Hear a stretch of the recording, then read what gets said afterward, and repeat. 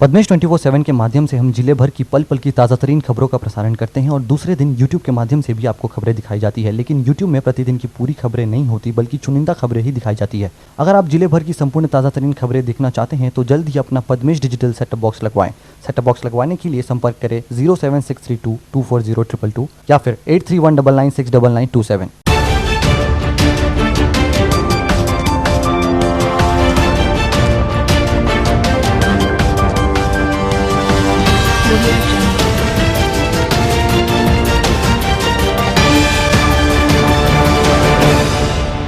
नमस्कार, आप देख रहे हैं पद्मेश 24/7 कृष्णा सिंडे के साथ। चलिए बुलेटिन की शुरुआत करते हैं आज के हेडलाइन से।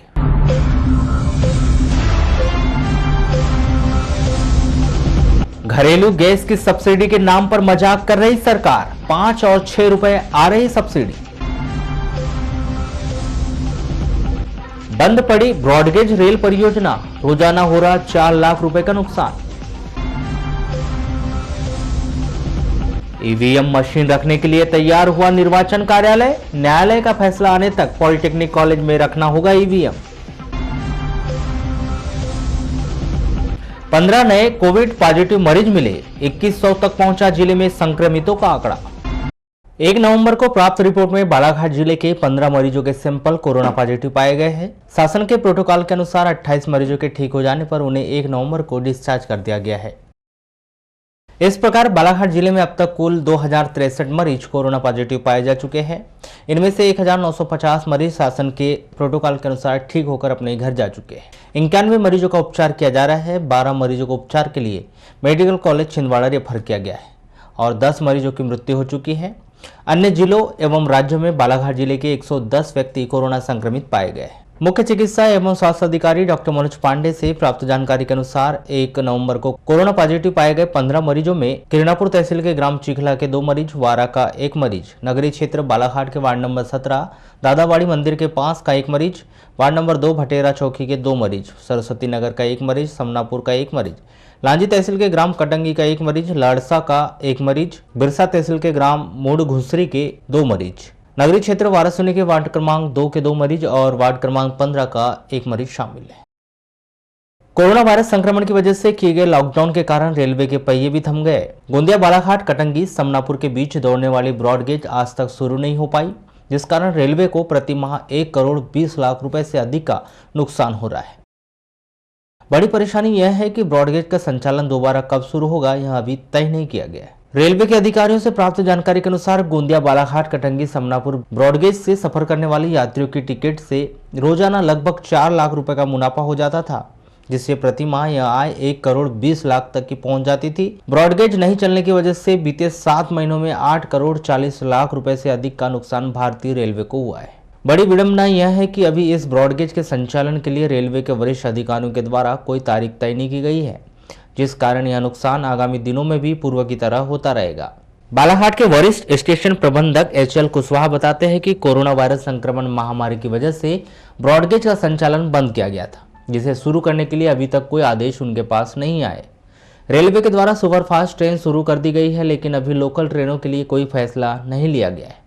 इसके पीछे बड़ी वजह लोकल ट्रेन में होने वाली भीड़ और कोरोना वायरस संक्रमण महामारी के खतरे को भी बताया जा रहा है। मतलब साफ है कि जब तक कोरोना का टीका नहीं आता तब तक शायद ब्रॉडगेज पर ट्रेन नहीं दौड़ेगी। नतीजा रेलवे को ऐसे ही करोड़ों का घाटा होता रहेगा।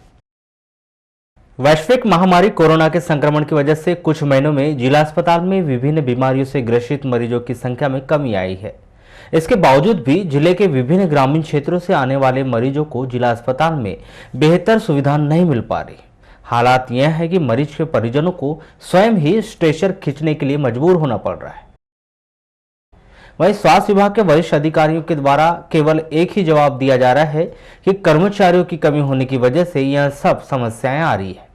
आपको बताएं कि जिला अस्पताल की व्यवस्थाओं को लेकर हमेशा ही वरिष्ठ प्रशासनिक अधिकारियों के द्वारा मुआयना किया जाता है, लेकिन मरीजों की समस्या उन्हें क्यों नजर नहीं आती, यह समझ से परे है। आज ग्राम टवेझरी निवासी लक्ष्मी वर्वे अपने पुत्र के इलाज के लिए जिला अस्पताल पहुंची तो डॉक्टरों ने उसे भर्ती कराने के लिए कहा। इसके बाद उन्हें खुद ही स्ट्रेचर लेकर मेडिकल वार्ड में बालक को ले जाया गया। वो डॉक्टर चिट्ठी बनाने बोले थे लेके जाओ कि वहाँ पे लेते हैं, बोले भर्ती उधर तो उधर ले जा लो बोले। तो स्ट्रेचर आप लोग क्यों खींच रहे हैं? यहाँ पर कोई कर्मचारी नहीं है क्या? नहीं जी, अब पता नहीं जी, उनने ले जाओ बोला तो हम पहली बार आए हैं, हमको पता भी नहीं है। आए जी। कहाँ से आए हो आप लोग? तबेजरी से। तबेजरी से। हाँ, तो ये बताएं, बच्चे की स्थिति कैसी है अभी?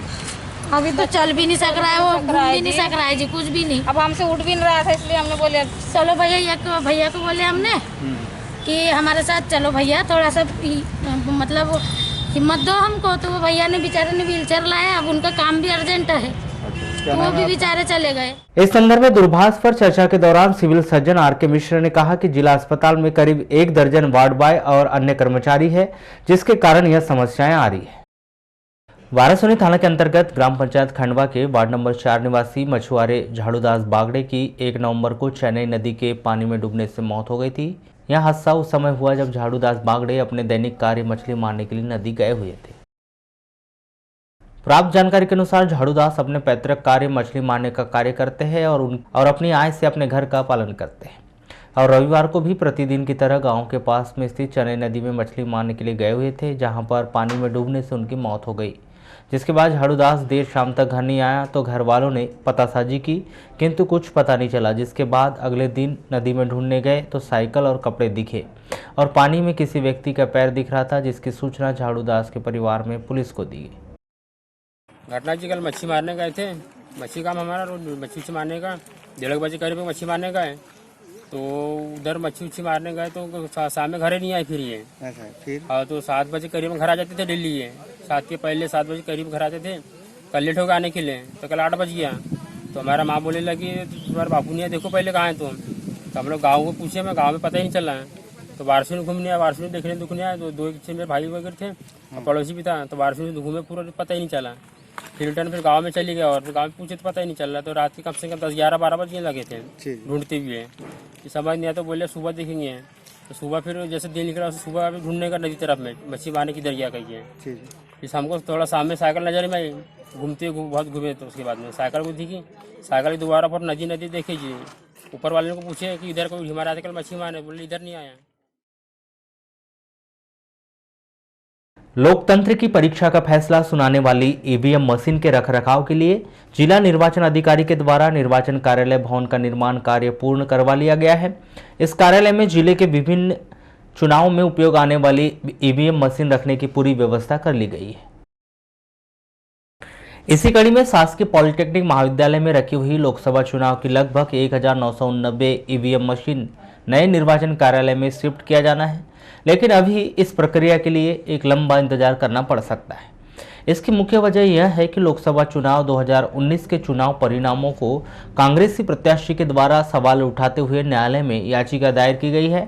जब तक न्यायालय की ओर से जवाब और फैसला नहीं आ जाता, तब तक इन मशीनों को इस स्थान से हटाया नहीं जा सकता या कहे कि स्ट्रांग रूम को खोला नहीं जा सकता। मतलब साफ है कि निर्वाचन कार्यालय का अपना भवन बन चुका है, लेकिन सबसे अधिक मात्रा में ईवीएम के रखरखाव के लिए अभी प्रशासन को और थोड़ा इंतजार करना पड़ेगा।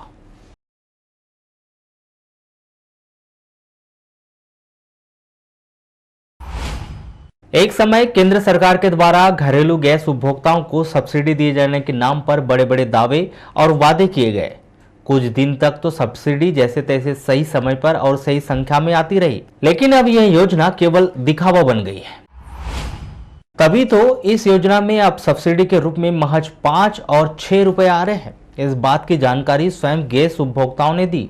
उन्होंने बताया कि एक समय तक तो सब्सिडी के नाम पर 100 से लेकर 200 रुपए तक आए जाया करते थे, लेकिन अब सब्सिडी के नाम पर 5 और 6 रुपए देकर उपभोक्ताओं के साथ मजाक किया जा रहा है। सर, ये गैस की सब्सिडी आई है मेरे घर में, 5 रुपए आई है मेरे अकाउंट में। कितने गैस का भरवाए थे आपने? ये हमने 3-4 दिन पहले भरवाए थे गैस की। कितने रुपए दिए थे? 720 ऐसी कुछ था रुपए, और तो उसमें सब्सिडी आना था 150-200 रुपए आती थी हर समय, लेकिन इस बार सिर्फ 5 रुपए सब्सिडी आई है। ऐसा पता नहीं सर क्यों आ रहा है, ये समझ नहीं आ रहा है। ये हम पता करेंगे वहाँ जाके, पता सोच रहा था मैं जाऊँगा करके।